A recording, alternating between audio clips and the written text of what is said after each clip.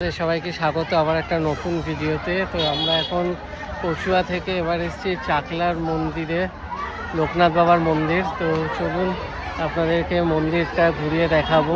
প্রথমে আপনারা গাড়ি নিয়ে ভেতরেই চলে আসতে পারবেন। দেখুন ভেতরে বিশাল বড় পার্কিংয়ের ব্যবস্থা আছে।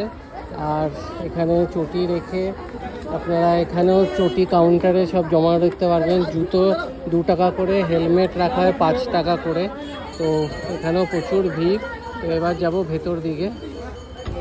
এখানে সেলসের কাউন্টার আছে, সব ঠাকুরের মূর্তি সব কিছু এখানে বিক্রি হচ্ছে।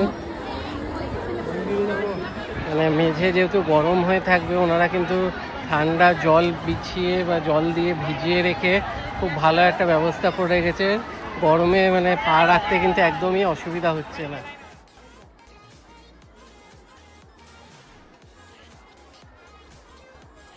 এইদিকে দেখুন ডোনেশন রুম, আর এইদিকে হচ্ছে প্রসাদের গ্রহণের কেন্দ্র। তো এই দিক থেকে সব প্রসাদ গ্রহণের লাইনে আছে। তো আমরা এই ভেতর দিকে যাব মন্দিরের ভেতরে।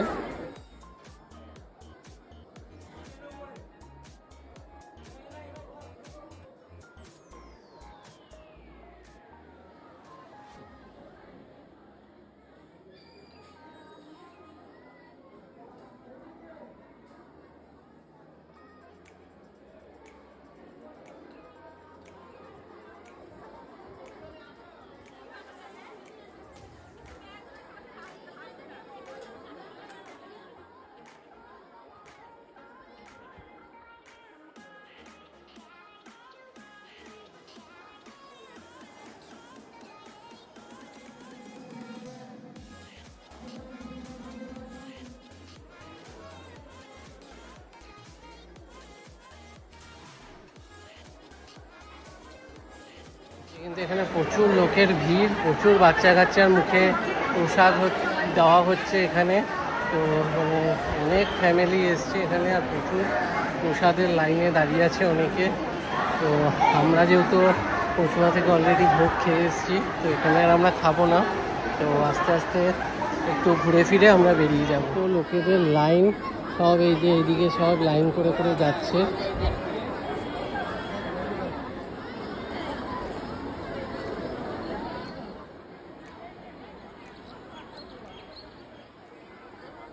ভর্তি কাঁঠাল হয়ে রয়েছে।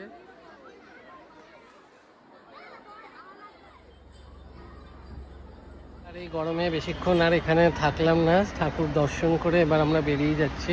তো এখানেও পার্কিং 50 টাকা করে 4 চাকার গাড়ি। সব ডালির দোকানপত্র, খাওয়ার দোকান, প্রচুর দোকানপাট রয়েছে এবং প্রচুর লোকের ভিড় কিন্তু এখানে। কচুয়ার থেকেও এখানে কিন্তু চাকলাতে প্রচুর লোকের ভিড়। এখানে দেখুন প্রচুর জিনিসপত্র কেনারও দোকানপাট আছে, খেলনা এবং ঠাকুরের মূর্তি এইসব। দেখুন এখানে সব ডালির দোকান।